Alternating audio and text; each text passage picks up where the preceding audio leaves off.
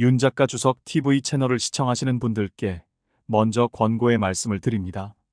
성경이 오점이 없는 창조자 하나님의 말씀임을 증명하는 근거는 바로 성경의 예언입니다. 인류 역사에는 예언이 성취된 연대기가 기록되어 있습니다. 성경의 창세기 1에서 11장은 인류 문명의 발상지 메소포타미아 지대에서 최초로 인류 문명이 시작되기 이전에 약 2000년간 거성 문명이 있었다고 기록하고 있습니다. 그리고 메소포타미아 문명 이후 오늘날까지 약 4000년의 역사에서 일어날 일들을 예언했고, 더 나아가서 오늘날 하이테크 산업 기술의 기하급수적인 발전이 성경의 종말론에 관한 예언을 성취하고 있다고 기록되어 있습니다. 요한계시록은 성경 전체의 예언들이 성취되는 연대기의 순서를 알려주는 책으로 성경과 인류 역사 전체를 이해하는 틀을 제공합니다. 그러므로 요한계시록을 공부하는 것은 성경과 인류 역사와 도래할 인류의 미래까지도 이해할 수 있어 매우 중요합니다. 계시록 1장 3절을 보면 성경에서 계시록은 공부하는 자에게 축복을 약속하는 유일한 책입니다. 요한계시록을 이해하기 위해서 구약 성경의 예언 중에 성취된 예언과 아직 성취되지 않은 예언에 관한 사전 지식이 필요합니다. 성경적 진리 1에서 7편까지의 영상에 계시록을 이해하기 위한 사전 지식을 요약해 놓았기 때문에 먼저 보시기를 권고합니다. 42편 이스라엘의 미래, 약속의 땅, 왕국과 다윗의 보좌. 3. 땅의 소유. A. 근거 아브라함의 언약. 이스라엘의 최종 회복의 세 번째 측면은 땅의 소유이며, 이는 땅의 전체 경계와 생산력이라는 두 가지 측면을 포함합니다. 이 측면의 근거는 창세기의 여러 구절에서 찾을 수 있는 아브라함 언약입니다. 모두 인용하기에는 너무 많은 구절이 있습니다. 따라서 땅 측면을 다루는 구절만 인용하겠습니다. 아브라함 언약의 시작은 창세기 12장 1에서 3절에 있습니다. 여호와께서 아브라함에게 말씀하셨는데, 너는 내 고향과 내 친족과 내 아비의 집을 떠나 내가 내게 보여줄 땅으로 가라. 내가 너로 큰 민족을 이루게 할 것이며 내게 복을 주고 내 이름을 위대하게 하리니 너는 복이 되리라. 너를 축복하는 자들에게 내가 복을 주고 너를 저주하는 자를 저주하리라. 내 안에서 땅의 모든 족속이 복을 받을 것이라 하셨더라. 처음 언약을 맺을 때 아브람은 단순히 하나님이 보여주실 땅으로 떠나라는 말을 들었습니다. 이 시점에서 아브람은 땅만 보여주겠다는 약속을 받았을 뿐 그 이상은 약속받지 못했습니다. 아브람이 그 땅에 도착했을 때 하나님은 창세기 12장 7절에서 다시 아브람에게 계시하셨습니다. 여호와께서 아브람에게 나타나시어 말씀하시기를 내가 이 땅을 내 씨에게 주리라 하시니, 그가 그곳에다 자기에게 나타나신 여호와께 제단을 쌓았더라. 이 구절에서 약속은 아브람의 자손이 그 땅을 소유하게 될 것이라는 방식으로 언급되어 있습니다. 따라서 이 구절만 보면 아브람 자신이 그 땅을 소유하지 못했다고 결론을 내릴 수 있습니다. 그러나 아브라함 언약의 또 다른 구절인 창세기 13장 14에서 17절에서 분명히 알 수 있듯이 그렇지 않습니다. 롯이 아브람에게서 갈라진 후에 여호와께서 아브람에게 말씀하시기를 이제 네 눈을 들어 내가 있는 곳에서부터 북쪽과 남쪽과 동쪽과 서쪽을 바라보라. 이는 네가 보는 모든 땅을 내가 내게 줄 것이며 내 씨에게 영원히 주고 내가 내 씨를 땅의 티끌 같게 할 것임이니 사람의 땅의 티끌을 셀 수 있다면 내 씨도 셀 수 있으리라. 일어나서 그 땅을 가로와 세로로 걸으라. 내가 그것을 내게 주겠음이라 하시더라. 당분간은 아브람과 롯이 방목할 땅을 나누었지만 궁극적으로는 아브람이 볼 수 있는 모든 땅을 아브람이 소유하게 될 것입니다. 14에서 15절. 그 땅은 아브람 개인뿐만 아니라 아브람의 자손이 소유하게 될 것이라는 약속이 분명하게 제시되어 있습니다. 그러나 아브람은 비싼 돈으로 구입해야 했던 우물 몇 개와 매장 동굴을 제외하고는 그 땅의 어떤 부분도 소유하지 못한 채 죽었습니다. 하나님께서 아브람에게 주신 약속을 이루기 위해서는 두 가지 일이 일어나야 합니다. 아브람이 부활해야 하고 그 땅이 이스라엘에 회복되어야 합니다. 아브람의 자손이 그 땅을 소유하게 될 것이기 때문에 그 당시 이스라엘의 인구는 크게 늘어날 것입니다. 16절. 그런 다음 아브람은 언젠가 그 땅을 소유하게 될 것이기 때문에 그 땅을 잘 알기 위해 그 땅을 걸어다니라는 지시를 받았습니다. 17절. 위 구절에서 아브람은 눈에 보이는 모든 땅을 소유하게 될 것이라는 말을 들었지만 정확한 경계는 주어지지 않았습니다. 그러나 나중에 하나님께서 언약에 서명하실 때 창세기 15장 12에서 21절에서 정확한 경계가 주어졌습니다. 해가 질 때 아브람이 깊은 잠에 빠졌는데 보라, 큰 흑암의 공포가 그에게 내리더라. 여호와께서 아브람에게 말씀하시기를 너는 분명히 알지니 내 씨가 자기 땅이 아닌 곳에서 타국인이 되어 그들을 섬길 것이요. 그들이 400년 동안 내 자손을 괴롭게 하겠고 그들이 섬길 그 민족을 내가 또한 심판하리니 그 후에 그들이 큰 재물을 가지고 나오리라.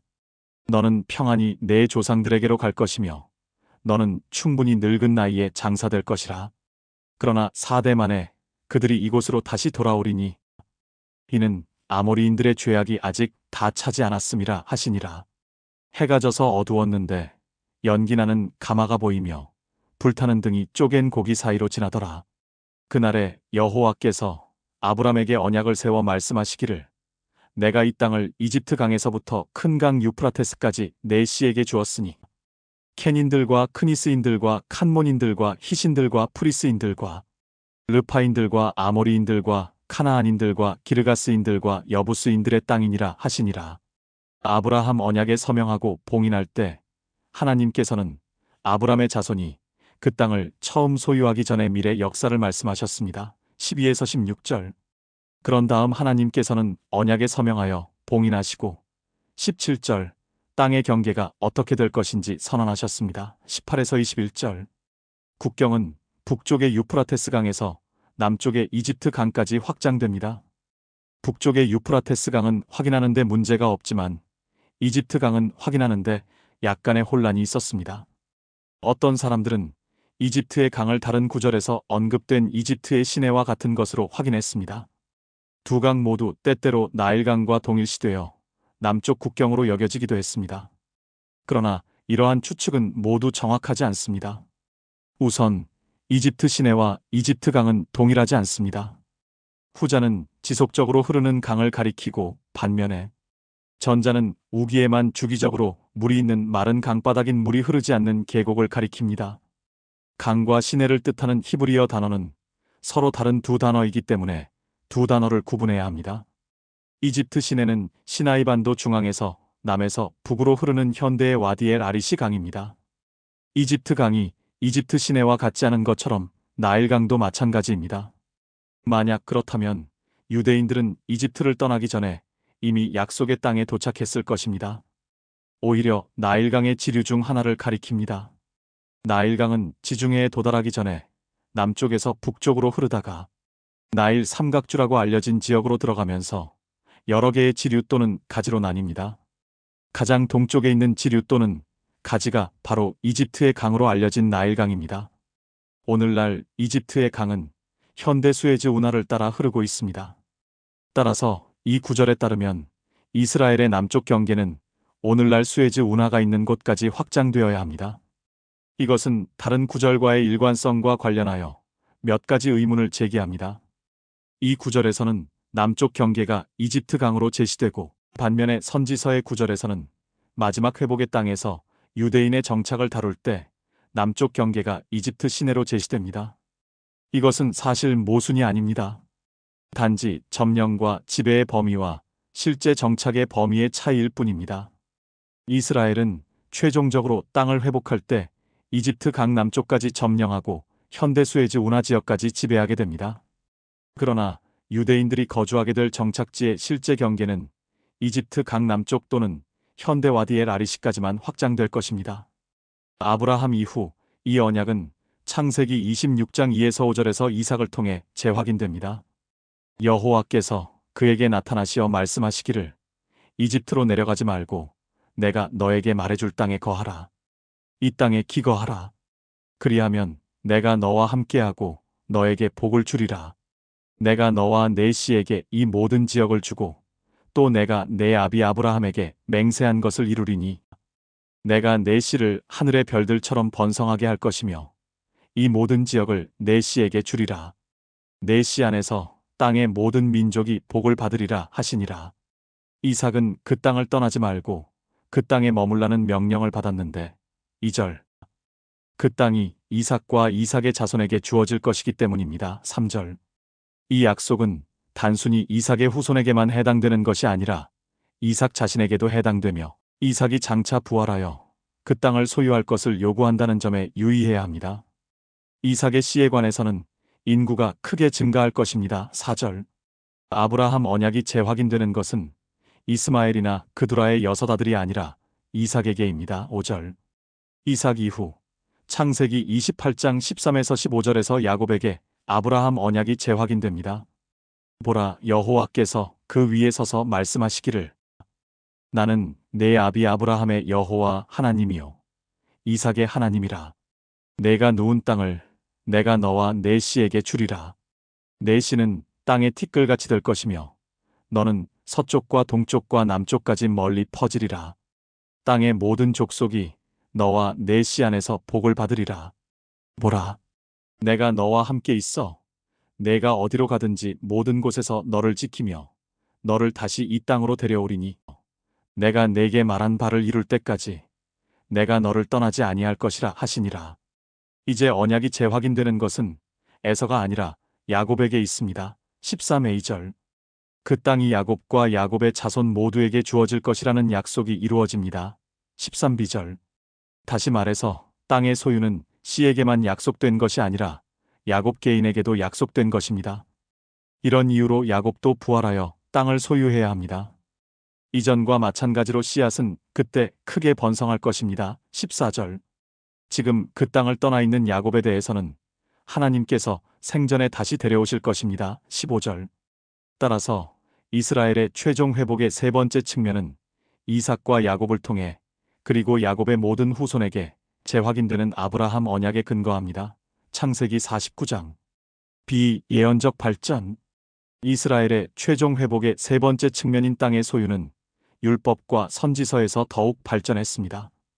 율법에 관한 한 레위기 26장 40에서 45절에서 찾을 수 있습니다.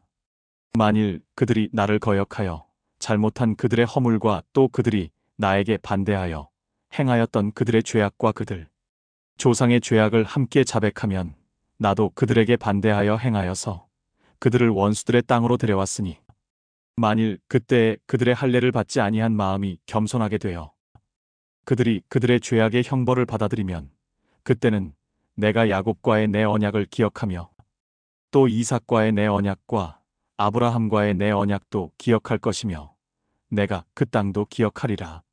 그 땅이 그들이 없이 황폐하게 있는 동안 그 땅도 그들로부터 남겨져서 그의 안식을 즐길 것이며 또 그들은 자기들의 죄악의 형벌을 받아들이리니 이는 그들이 나의 명령들을 멸시하였기 때문이요 그들의 혼이 나의 규례들을 싫어하였기 때문이라. 그렇지만 그들이 그들의 원수들의 땅에 있을 때에 내가 그들을 버리지 아니하고 싫어하지 아니하며 그들을 아주 멸하지 아니하고 그들과의 내 언약을 어기지 아니하리니 이는 내가 여호와 그들의 하나님이라. 그러나 내가 이방의 목전에서 이집트에서 데리고 나온 그들의 조상들의 언약을 그들을 위해 기억하리니 이는 내가 그들의 하나님이 되고자 함이라. 나는 여호와니라 하시니라. 이스라엘이 거듭난 후 40-41절 하나님은 그 땅에 관한 아브라함 언약의 약속을 온전히 이행하실 것입니다. 42절. 아브라함 언약에 근거하여 오랫동안 황폐했던 땅을 이스라엘에 회복시켜 주실 것입니다. 43-45절. 율법의 다른 부분에서도 신명기 30장 5절에서 땅의 소유는 땅 언약 중의 일부입니다. 여호와 너의 하나님께서는 내 조상이 차지했던 땅으로 너를 데려오시리니 그리하면 내가 그것을 차지할 것이요 그분께서는 내게 선을 행하시고 내 조상보다 너를 더 번성케 하시리라. 이스라엘의 선지자들은 대선지자와 소선지자 모두에서 이러한 측면을 더욱 발전시켰습니다. 주요 선지자 중 이사야 27장 12절은 다음과 같이 말합니다. 그날에 여호와께서 강의 수로로부터 이집트의 시내에 이르기까지 격퇴하시리니 그러므로 오 너희 이스라엘 자손들아 너희가 하나씩 모여지리라. 이 구절에서 첫 번째 측면, 땅의 경계가 나옵니다. 이스라엘 역사상 처음으로 북쪽 유프라테스 강과 남쪽 이집트 시내의 경계를 소유하게 됩니다. 이스라엘은 약속의 땅 전체에 정착할 수 있게 됩니다. 또 다른 구절인 이사야 30장 23에서 26절에서는 세 번째 측면의 두 번째 측면, 땅의 생산성 증가가 강조됩니다. 그날에 여호와께서 강의 수로로부터 이집트의 시내에 이르기까지 격퇴하시리니 그러므로 오 너희 이스라엘 자손들아 너희가 하나씩 모여지리라. 그 땅에는 물이 잘 공급되고 사람과 동물 모두에게 풍성한 식량이 생산될 것입니다. 23-25절. 또한 달이 태양처럼 밝게 빛나고 태양의 빛이 지금보다 7배나 증가하여 빛이 엄청나게 증가하게 될 것입니다. 모든 육체적 연약함이 완전히 치유되는 시기가 될 것입니다. 26절. 이스라엘의 사막에 관해서는 이사야 35장 1에서 2절에 이렇게 기록되어 있습니다. 광야와 메마른 곳이 그들을 기뻐하고 사막이 기뻐하며 장미처럼 피리라. 그것이 무성하게 피어 기쁨과 노래로 즐거워할 것이요 레바논의 영광 곧 칼멜과 샤론의 아름다움이 그것에게 주어지리라. 그들이 주의 영광과 우리 하나님의 아름다움을 보리로다. 이사야는 나중에 65장 21에서 24절에서 생산성 측면을 다시 언급했습니다. 그들은 집들을 지어 그곳에 거주하며 또 그들은 포도원들을 만들어서 그 열매를 먹을 것이라. 자기가 지은 곳에 다른 사람이 살지 아니할 것이며 자기가 심은 것을 다른 사람이 먹지 아니하리라. 이는 내 백성의 수명이 나무의 수명과 같겠고 나의 택한 자가 그들의 손으로 일한 것을 오래 즐길 것임이라. 그들은 헛되이 수고하지 아니할 것이요 괴로움으로 출산하지 않을 것이니 이는 그들이 여호와의 복받은 자의 자손이요 그들의 후손도 그들과 함께 할 것임이라. 그때에는 그들이 부르기 전에 내가 대답할 것이요 그들이 말을 마치지 아니하였는데도 내가 들으리라. 이스라엘 땅을 소유한 유대인들은 집을 짓고 포도원과 농작물을 심을 수 있을 뿐만 아니라 21절 그 땅을 빼앗아갈 원수가 없을 것이기 때문에 22에서 23절 손으로 하는 일을 즐길 수 있을 것입니다. 무르익은 노년기까지 노동의 즐거움을 누릴 것입니다. 또 다른 주요 선지자 예레미야도 마지막 회복에서 땅의 더 큰 생산성을 강조했습니다. 예레미야 31장 1에서 6절에서 그는 이렇게 썼습니다. 여호와가 말하노라. 바로 그때에 내가 이스라엘 모든 족속들의 하나님이 되고 그들은 나의 백성이 되리라. 여호와가 이같이 말하노라. 칼에서 살아남은 백성이 광야에서 은혜를 얻었나니 곧 내가 이스라엘로 안식을 얻게 하려고 간 때니라.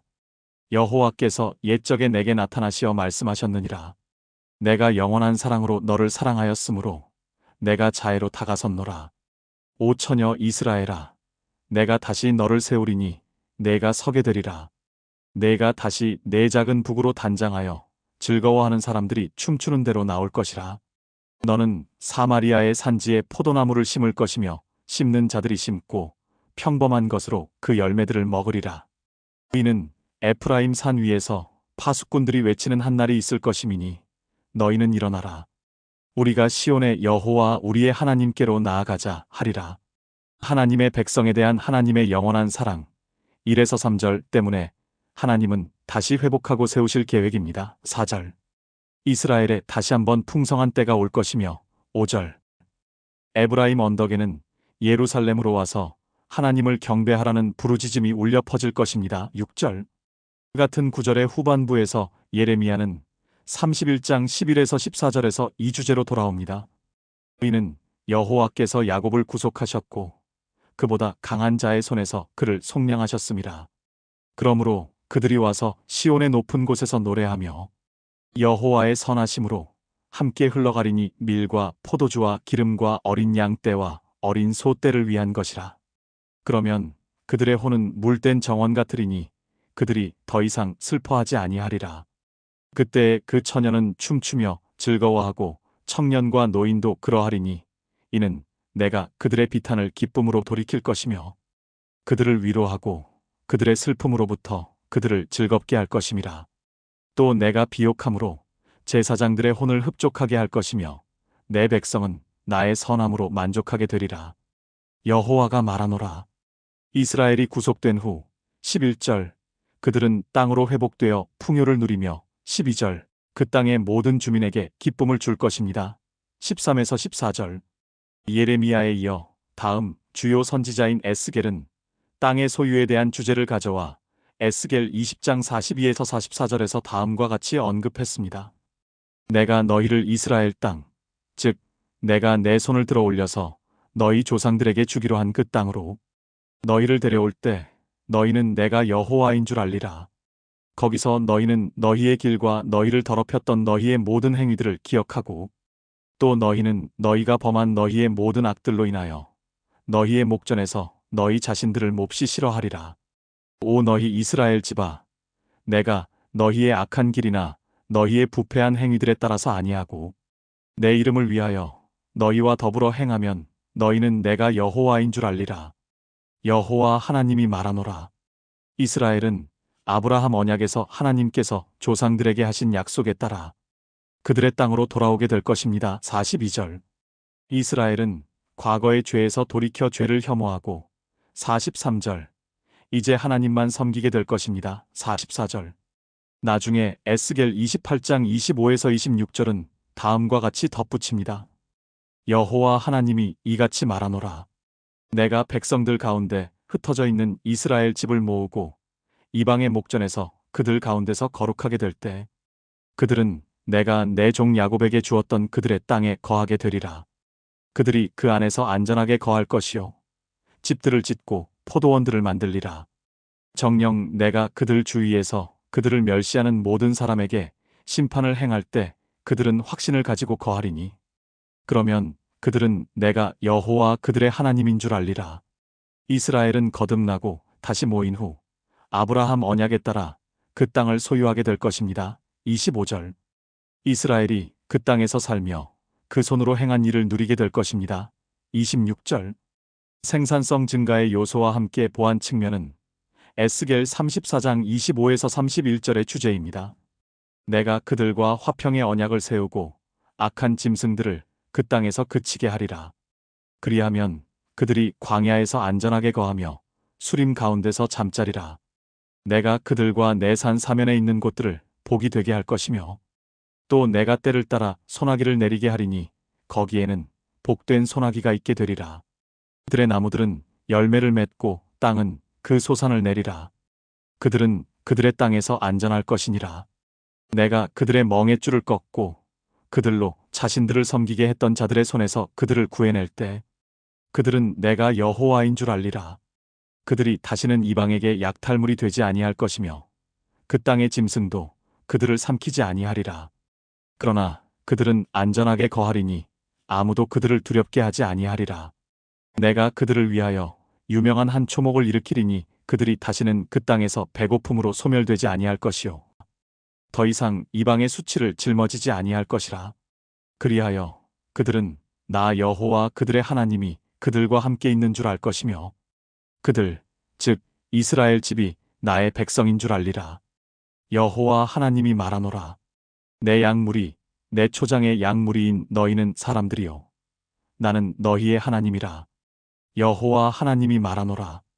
그 땅에는 더 이상 들짐승이 없을 것이므로 이스라엘은 완전한 안전 속에서 그 땅을 누릴 수 있을 것입니다. 25절 비는 적절한 때에 적절한 양으로 내릴 것이며 26절 생산성을 증가시킬 것입니다. 27대 2절 이스라엘은 들짐승으로부터 안전할 뿐만 아니라 과거의 모든 적으로부터도 안전할 것입니다. 27b에서 28절 농작물을 파괴하러 오는 자는 아무도 없을 것입니다. 29절 이스라엘은 모든 면에서 하나님과 올바르게 관계하며 하나님의 특별한 소유가 될 것입니다. 30에서 31절 선지자가 에스겔 36장 8에서 15절에서 계속한 것처럼 이것이 주제의 끝이 아닙니다. 그러나 너희 오 이스라엘의 산들아 너희가 너희 가지들을 내고 너희 열매를 나의 이스라엘 백성에게 내리니 이는 그들이 오는 것이 가까움이라. 보라 이는 내가 너희를 위하여 너희에게로 돌이키리니 너희가 밭을 갈고 씨를 뿌릴 것임이라. 내가 너희 위에 사람들을 늘리리니 이스라엘의 온 집, 즉 전체에게라. 성읍들에는 사람들이 살게 될 것이요 폐허에는 집을 짓게 되리라. 내가 너희 위에 사람과 짐승을 늘릴 것이니 그들은 번성하고 소산을 낼 것이라. 내가 너희를 너희의 옛 땅을 따라 정착시키며 너희의 처음보다 너희에게 더 잘해주리라. 그러면 너희는 내가 여호와인 줄 알리라. 참으로 내가 사람들로 너희 위에 행하도록 하리니 즉 내 백성 이스라엘이라. 그들이 너를 소유할 것이며 너는 그들의 유업이 될 것이요 내가 그때부터 다시는 사람들 중에서 그들을 빼앗기지 아니하리라. 여호와 하나님이 이같이 말하노라. 그들이 너희에게 말하기를 너 땅아 너는 사람을 삼키며 내 민족들의 생명을 빼앗는도다 하니 그러므로 너는 사람을 다시는 삼키지 아니하며 더 이상 내 민족을 빼앗지 아니하리라. 여호와 하나님이 말하노라. 또 내가 사람들로 내게서 더 이상 이방의 수치를 듣지 않게 할 것이요 내가 더 이상 백성의 비난을 당하지 아니하게 할 것이며 내가 내 민족을 더 이상 넘어뜨리지 않게 하리라. 여호와 하나님이 말하노라.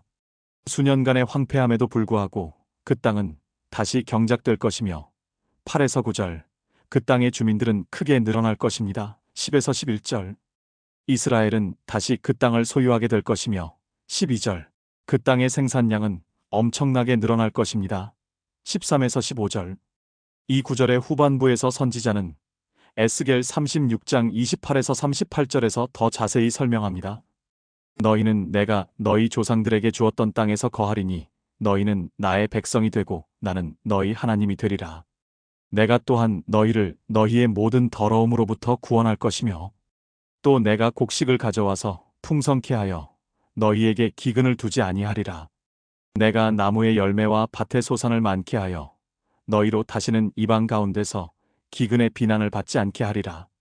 그때에 너희는 너희 자신의 악한 행위와 선하지 아니한 너희의 행실을 기억하고 너희의 죄악과 가증함으로 인하여 너희 자신의 목전에서 자신들을 싫어하리라. 여호와 하나님이 말하노라. 내가 너희를 위하여 이것을 행하지 않음을 너희로 알게 하려는 것이라. 오 이스라엘 집아 너희 자신의 행위로 인하여 부끄러워하며 수치를 알라. 여호와 하나님이 이같이 말하노라. 내가 너희를 너희의 모든 죄악에서 깨끗게 하는 날에 내가 또한 너희로 그 성읍들에서 살게 하리니 폐허의 집을 짓게 되리라. 지나가는 모든 사람의 목전에 황폐하게 버려졌던 곳 그 황폐한 땅이 경작되리라. 그러면 그들이 말하기를 황폐했던 이 땅이 에덴의 동산같이 되었도다. 삭막하고 황폐하고 파괴된 성읍들이 성벽이 세워지고 사람들이 살고 있도다 하리라. 그러면 너희 사면에 남은 이방은 나 여호와가 폐허를 세우고 황폐한 곳에 심는 줄을 알리라. 나 여호와가 그것을 말하였으니 그대로 행하리라. 하나님이 이같이 말하노라. 이스라엘 집이 그들을 위하여 그것을 행하리니 내가 그들에게 사람들을 양떼처럼 늘려주리라. 거룩한 양떼처럼 예루살렘에 정한 명절들에 그녀의 양떼처럼 삭막한 성읍들이 사람들의 때로 채워지리니 그리하면 그들이 내가 여호와인 줄 알리라. 에스겔은 이스라엘이 거듭남의 결과로 다시 그 땅을 소유하게 될 것 28절이라고 선언했습니다. 29절 이스라엘의 수치가 사라질 것이며 30절 이스라엘은 과거의 죄를 미워하게 될 것입니다. 31절 거듭남 33절과 땅을 경작하고 재건하는 일 34에서 35절은 이스라엘의 영광을 위한 것이 아니라 32절 민족들 가운데서 하나님 자신의 영광을 위한 것입니다. 36절 이스라엘은 인구가 증가하고 황폐한 곳이 재건될 것입니다. 37에서 38절 땅의 회복은 소선지서 요엘 2장 18에서 27절에도 약속되어 있습니다. 그때 여호와께서 그의 땅을 위해 질투하시며 그의 백성을 불쌍히 여기시리라. 정녕 여호와께서 응답하여 자기 백성에게 말씀하시리로다. 보라, 내가 너희에게 곡식과 포도주와 기름을 보내주리니 너희가 그것들로 만족하리라. 또 내가 너희를 다시는 이방 가운데서 욕되게 하지 않을 것이며 내가 북방 군대를 너희로부터 멀리 옮겨 황폐한 불모지로 그를 쫓아낼 것이니 그의 얼굴은 동쪽 바다를 향하고 그의 뒤는 먼 바다를 향하리라. 그의 악취가 올라올 것이요 그의 나쁜 냄새가 올라오리니 이는 그가 큰 일들을 행하였음이니라. 오 땅이여 두려워 말라. 이는 광야의 초장들이 솟아나며 나무가 그 열매를 맺으며 무화과 나무와 포도나무가 그것들의 힘을 내기 때문이라.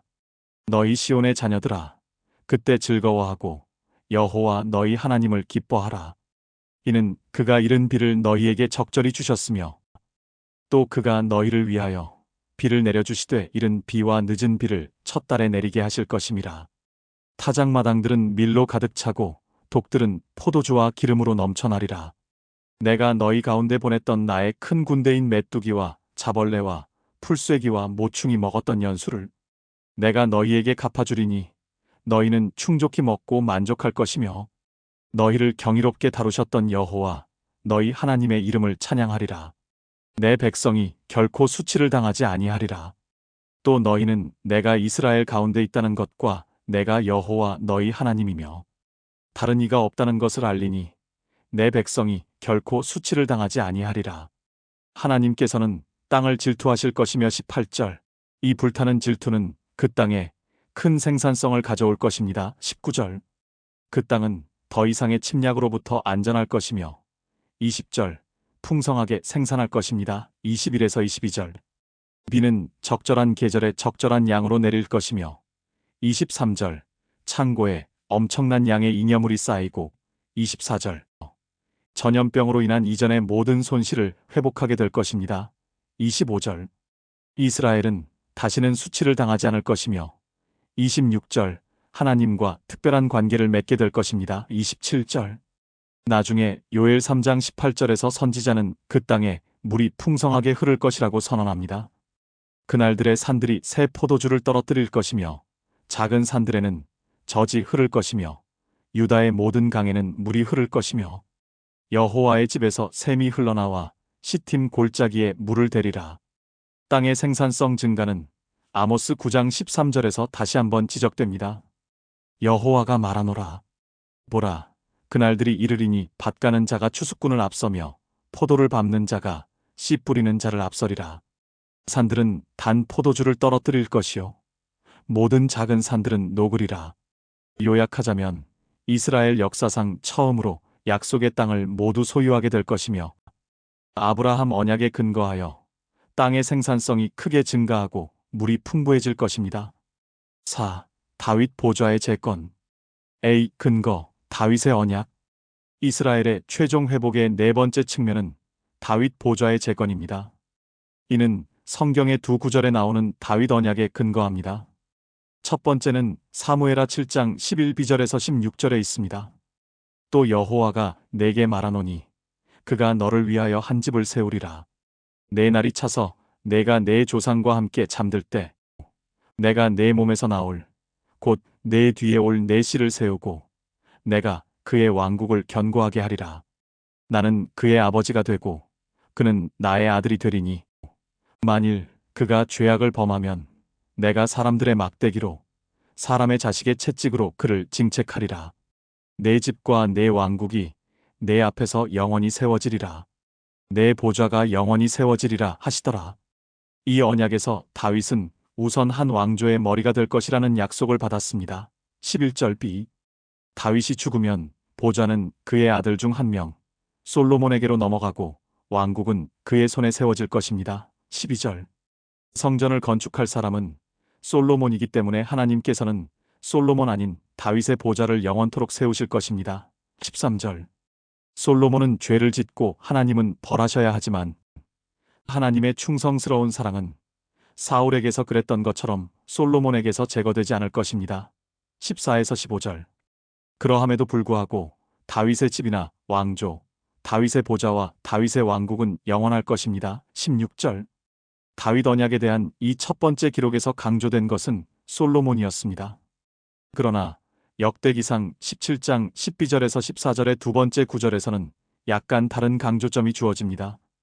또 내가 내게 말하노니 여호와가 너를 위하여 한 집을 세우리라. 내 날들이 다 되어 내가 내 조상들에게로 가야 할 때 내가 내 아들들 중에서 내 뒤에 올 내 씨를 일으킬 것이요 내가 그의 왕국을 견고하게 하리라.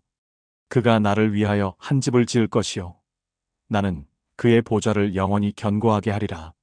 나는 그의 아버지가 되고 그는 나의 아들이 되리라. 또 내가 내 앞에 있던 자로부터 내 자비를 빼앗은 것 같이 그에게서 빼앗지 아니할 것이요 그를 내 집과 내 왕국에 영원히 정착시키리니 그의 보좌가 영원히 견고하게 되리라. 이 구절에서 강조하는 것은 솔로몬이 아니라 메시아에 관한 것입니다. 다윗은 왕조를 약속받았습니다. 12절. 다윗이 죽은 후 언젠가 다윗의 아들 중 한 사람의 후손이 왕국을 세울 것입니다. 11절. 사무엘상에서는 다윗의 아들 중 한 명인 솔로몬에 관하여 이야기했지만 역대기에서는 다윗의 아들 중 한 명의 후손, 즉 다윗의 아들 나단의 후손인 예수님에 관하여 이야기하고 있습니다. 이 다윗의 후손 메시아는 또한 하나님께 성전, 즉 천년왕국 성전을 지으실 것이며 메시아의 보좌가 영원히 세워질 것입니다. 12절. 하나님의 자비는 결코 메시아에게서 사라지지 않을 것입니다. 13절. 사무엘상 9절은 솔로몬을 강조했기 때문에 죄의 가능성이 있었습니다. 그러나 역대기 9절은 메시아를 강조하기 때문에 죄의 가능성이 없어 죄에 대한 언급이 없습니다. 마지막으로 왕조, 왕국, 보좌만이 아니라 영원히 세워지는 것은 바로 메시아이십니다. 14절. 그러므로 본질적으로 다윗 언약은 영원한 왕조, 영원한 왕국, 영원한 보좌, 영원한 인격이라는 네 가지 영원한 것을 약속했습니다. 왕조, 왕국, 보좌의 영원성은 다윗의 씨가 영원하신 분에게서 절정에 이르렀기 때문에 보장되는 것입니다.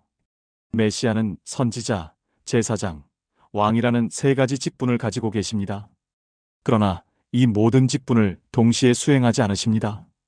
오히려 이 세 가지 직분의 기능은 연대기 순서대로 수행되어야 합니다. 예수님은 초림 때 지상에서 사역하시는 동안 선지자의 직분을 수행하셨습니다. 그러나 이것은 십자가의 죽음과 함께 중단되었습니다.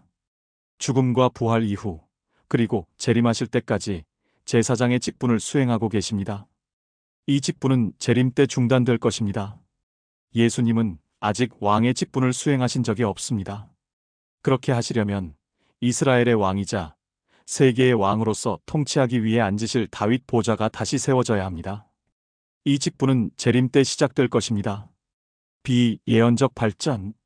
이스라엘의 최종 회복의 이 측면은 다른 측면만큼 완전히 발전되지는 않았으나 완전히 무시되지는 않았습니다. 예레미야 23장 5에서 6절 및 이사야 9장 6에서 7절과 같은 예언적 발전 중 일부는 이미 18장 메시아 왕국의 정부에서 논의한 바 있습니다. 그러나 이 외에도 시편 89편 3에서 4절과 같은 여러 구절이 있습니다. 내가 나의 택한 자와 한 언약을 맺었으며 내가 나의 종 다윗에게 맹세하기를 내가 내 씨를 영원히 견고하게 세울 것이요 내 보좌를 모든 세대에 세우리라 하였노라. 셀라. 이 구절에서 하나님은 영원한 왕조와 영원한 보좌를 세우는 것을 포함하여 3절 다윗과 영원한 언약을 맺으셨다고 말씀하십니다. 4절 왕조와 보좌의 영원성은 같은 시편 후반부 29절에서 다시 언급됩니다. 내가 또 그의 씨를 영원하게 할 것이며 그의 보좌도 하늘의 날들과 같게 하리라. 그리고 34에서 37절에는 다음과 같이 말합니다. 내 언약도 깨뜨리지 아니할 것이요 내 입술에서 낸 것도 변경시키지 아니하리라. 내가 나의 거룩함으로 한번 맹세한 것은 다윗에게 거짓말을 하지 아니하리라는 것이라. 그의 씨가 영원히 지속될 것이요 그의 보좌는 내 앞에 태양 같으리라. 그것이 달과 같이 하늘에 있는 신실한 증인같이 영원히 견고하게 서리라 하였나이다. 셀라. 언약의 지속은 다윗이나 그의 후손에게 달려있는 것이 아니라 하나님의 성품에 달려 있습니다. 34절 하나님은 거짓말을 하지 않으시므로 언약은 반드시 견고합니다. 35절 바로 그 때문에 왕조와 보좌의 영원성이 보장됩니다. 36에서 37절 또 다른 예언 구절은 예레미야 33장 17에서 26절입니다. 여호와가 이같이 말하노라.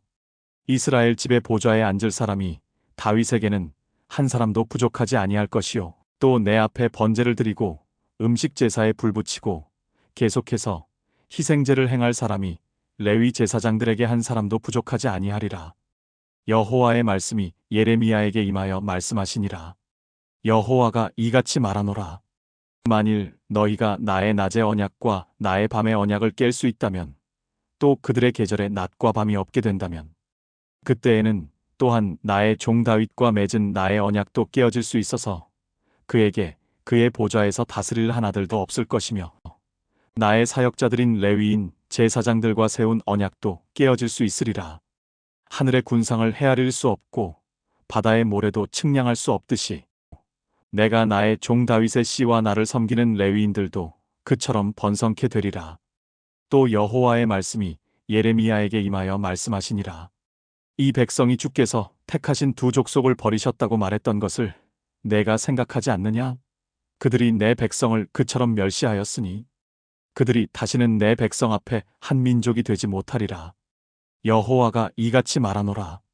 만일 나의 언약이 낮과 밤과 더불어 있지 아니하고 또 만일 내가 하늘과 땅의 법칙들을 정하지 않았다면, 그때는 내가 야곱의 씨와 내 종 다윗을 버려서 내가 그의 씨에서 아무도 아브라함과 이삭과 야곱의 씨를 다스릴 치리자를 택하지 아니하리니, 이는 내가 그들의 사로잡힌 자들을 돌아오게 할 것이며 그들 위에 자비를 베풀 것임이라. 이 구절에서 강조하는 것은 다윗 언약의 영원성과 언약을 어기는 것이 불가능하다는 점입니다. 다윗의 언약은 조건이 없고 영원했기 때문에 19에서 21절, 어떤 상황에서도 다윗의 집은 멸망하지 않을 것입니다. 17에서 18절, 궁극적으로 다윗의 자손은 크게 번성할 것입니다. 22절, 다윗 보좌의 제거는 하나님께서 더 이상 이스라엘과 맺은 언약을 이행할 의사가 없다는 치명적인 가르침에 대한 해독제가 될 것입니다. 23에서 26절, 하나님은 이스라엘과 끝내지 않으시고 23에서 24절, 다윗 언약 25에서 26계절과 아브라함 언약 26비절의 모든 약속을 성취하실 것입니다. 구약 성경의 또 다른 구절은 아모스 9장 11에서 12절입니다. 그날에 내가 무너진 다윗의 성막을 일으키고 그 틈을 막으리라. 또 내가 그의 패망을 일으켜 옛날처럼 세우리니 그들이 에돔의 남은 자와 나의 이름으로 불려지는 모든 이방의 남은 자를 차지하리라. 이 일을 행하는 여호와가 말하노라. 왕국이 세워지면 폐허가 된 다윗의 집이 수리되고 다윗 보좌가 다시 옛날의 모든 영광을 누리게 될 것입니다. 11절, 그러나 과거의 모든 영광에 더하여 다시 세워진 다윗 보좌의 권위는 모든 이방 나라에까지 확장될 것입니다. 12절, 신약 성경에서 다윗 보좌의 제거는 누가복음 1장 32에서 33절에서 찾을 수 있습니다. 그는 위대하게 될 것이며 가장 높으신 분의 아들이라 불릴 것이요, 또 주 하나님께서 그에게 그의 조상 다윗의 보좌를 주실 것이며 그는 야곱의 집안을 영원히 통치할 것이요, 그의 왕국은 무궁하리라. 여기에는 다윗 보좌의 네 가지 주요 측면이 모두 언급되어 있습니다. 마리아의 아들은 영원한 왕조에서 태어났기 때문에 영원한 왕국을 다스리는 영원한 보좌에 앉으실 것입니다. 왕조, 보좌, 왕국의 영원성은 이 모든 것이 영원하신 분, 즉 하나님의 아들에게서 절정에 이르기 때문에 보장됩니다. 하나님께서 이스라엘에 하신 약속은 무효화되지 않았습니다. 이스라엘은 아직 성취되지 않은 네 가지 조건 없는 언약의 모든 약속을 누리지 못하고 있으며 각 언약은 각각 이스라엘의 최종 회복의 네 가지 측면을 가리킵니다.